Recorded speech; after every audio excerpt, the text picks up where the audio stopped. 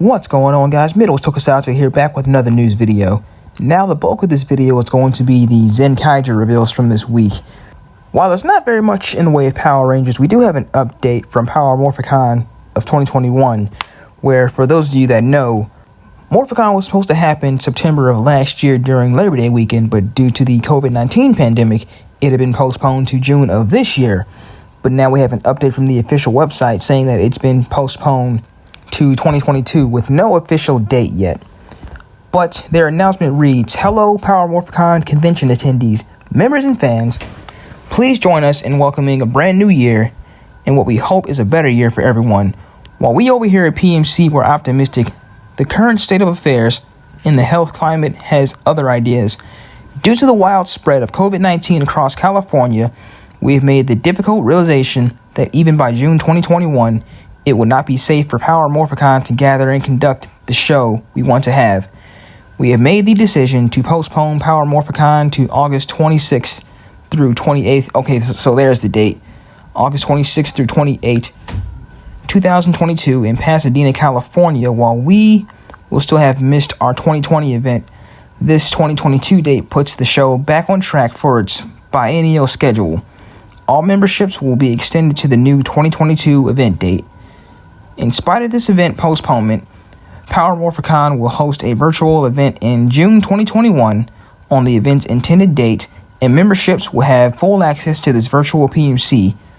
These events include guest autographs, personal meet and greets, online panels, and more. We hope everyone bears with us, in this extraordinary time. The PMC staff is working hard to build a fun, safe, and entertaining event for everyone in 2022. So that really is a bummer that it's being postponed again, but I have to say I kind of saw this coming because it just doesn't seem like things are going to be any better by that time. So it was only a matter of time before they made the call, but it's great that they're still doing something for the fans in its stead, so we're not being, left out. So anyone with the membership, myself included, can attend. So as far as any other Power Rangers news goes, all we really have is this post from a Ranger Board member, DW Phoenix, and this is posted by Ranger Board on Facebook about this Striker Morpher toy that came in a UK magazine. It's sort of like a complimentary gift, and it even transforms from the phone to the blaster mode, and already, that sounds 10 times better than the official toy that we got over here. Like, all we got was just some crappy bright yellow Nerf gun that looks nothing like it does on the show. Like, it doesn't even function the same way. So how come a complimentary toy from a magazine of all places is better than the official toy from Hasbro? Like, this is just a further reminder of how far they dropped the ball on that toy. I mean, really, in the past, 6 Ranger Morphers have always kind of gotten the shaft, but this is just, worse. But I'm done ranting on that, and we can move on to another rant that I have, for Decade's new form reveal in Rider Time, Decade vs. Geo, and this is another special in the Rider Time Geo spinoff movies. So I have Decade's new form posted right here, and this is his complete form. And first impressions, it's ugly as hell, honestly. I mean, just look at it. I mean, I was fine with his final ride form in his series, in the original series, because the 10 cards across his chest. I mean, fine, it makes sense. But this is just overkill. Plus, the cape with the cards attached to the back, that's just really tacky. And I know I'm going off on a rant here, but this just needs to be said. I don't know whether to laugh or to be mad. Honestly, I think it is kind of funny. Now, on the other hand, you have Geo's new Decade armor form. Now, technically, the Decade part of the form isn't new, but it's just the attachment with Saber. So if you've seen the series, you know that in his Decade armor form, his face just utilizes the different heads of various riders, and this time it's just Saber. So that's not really different. It's just kind of to be expected with that form. So that one I can't really say much about. Okay, so roasting session over, and the only other thing we really have Rider related is just the first 2 episodes of Kamen Rider, the original series, being uploaded to the Toei Tokusatsu YouTube channel. Now, I gotta say, I kind of expected a little more coming from this, because when they first announced that they were going to be putting Rider on their YouTube channel, I mean, I'm sure more is coming in the future, but like I thought it was going to be like more per week other than like just these 2 episodes. So like the first 2 episodes are on there, and we still don't have any official schedule as to what's going on. Because if they're literally just going to put 2 episodes on there per week, period, that's just going to take forever in just getting the series on there when the fans want a legal means of watching it. So I don't know Toei's official plans as to how they're going to get everything on there, but I just really hope that they know what they're doing and just consider the Western fans' feelings towards the franchise. Because like we want to watch this show legally, and they definitely are making it easy for us. I mean, it's cool that the first 2 episodes are on there, but I could just go to Tubi right now and just watch the full series right there, and I have. And if they're not putting anything else up there, then what's the point? They're just retreading the same waters. I just feel like they probably should have started with a different series that hasn't been released in the US yet. Like, I know V3 has been released by Generation Kikaider, but like even that would have been a good choice. Or even Black or Black RX.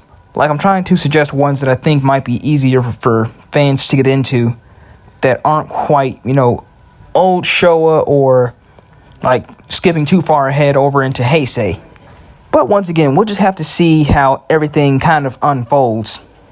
Okay, so now kind of moving into the focus of this video, we have the recent press conference for Kikai Sentai Zenkaiger. So we got a cast reveal, toy reveals, the theme song, and also a returning composer, which is insane, in a good way.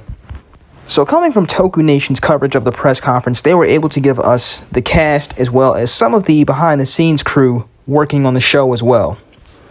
So first up, we have the actor for Zenkaiger, and he will be portrayed by Kita Komajin, if I'm pronouncing that right.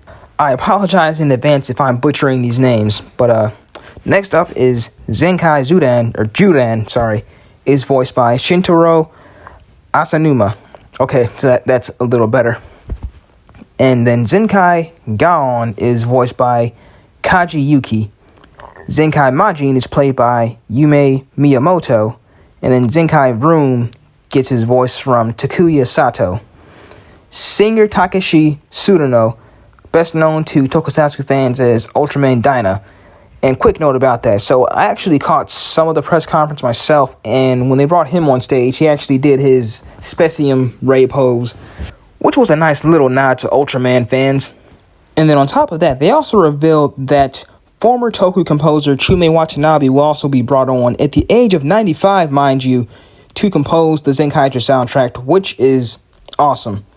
Like, to have someone that's been around since the early Showa era to still be around doing his thing, basically, I mean, I really have to respect that. So apart from the cast and crew reveal, we also got a closer look at the civilian forms for the Kikanoids.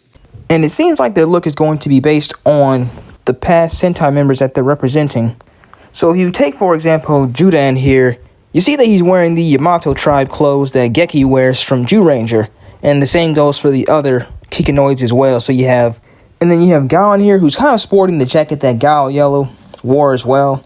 And then for Majin and Broom, it's kind of the same case here. So it seems like they kind of chose teams that kind of have a team uniform to go along with as well. And like not necessarily anyone that just wears regular street clothes. And I honestly wonder if they're going to explain why that is too. So, like, I know in the past, like, we've had villains that they said were based off of, like, previous tropes from other Sentai series. Like, the villain from Angel was supposed to represent Daijujin from Ranger, but it was really kind of subtle at the time. Like, here, like, this is just so blatant and in your face. Like, they can't not address it, you know? Like, this is intentionally supposed to be the Sentai civilian uniforms. So apart from the press conference, we also got some toy reveals to go along with it, and this is also coming from Toku Nation. And they have the scans here on their page. So first up, you have the Deluxe Mecha, and these will be called Zenkai Judan and Zenkai Gaon, which transform into Judan Tyranno and Gaon Leon. And these are just sort of like their separate Kikai modes, and then these two combine to create the DX or Deluxe Zenkaiyo Judan Gaon.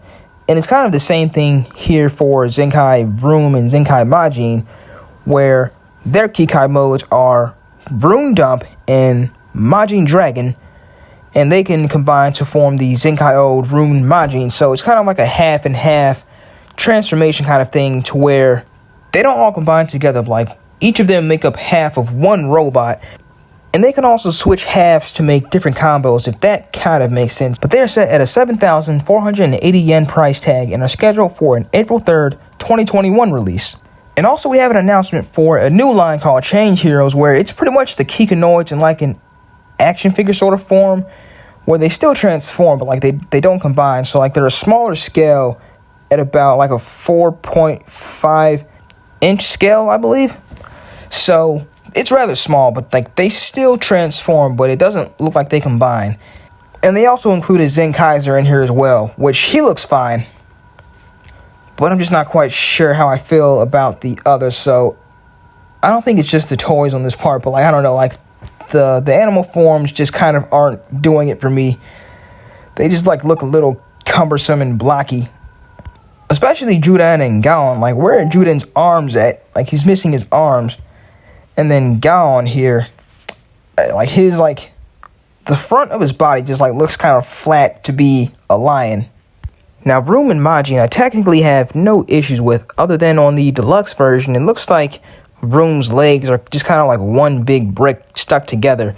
Now, that's not an issue on the Change Hero version, but I thought since the deluxe versions are supposed to be higher quality, I assume, like, I feel like that should still be somewhat better than, you know, the cheaper action figure.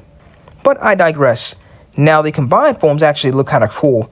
So these, I think I might actually dip into. Thing is, both sets are 7,000 each, so that might be asking a bit much. So that's really all about what we have for the Zenkaiger reveals. That was actually quite a bit, if you ask me, but that's to be expected. But if you have anything else to add, definitely go to the comments down below and list your thoughts there. So ending off the video, kind of wanted to give a shout out to a friend of mine, Jacob Boober.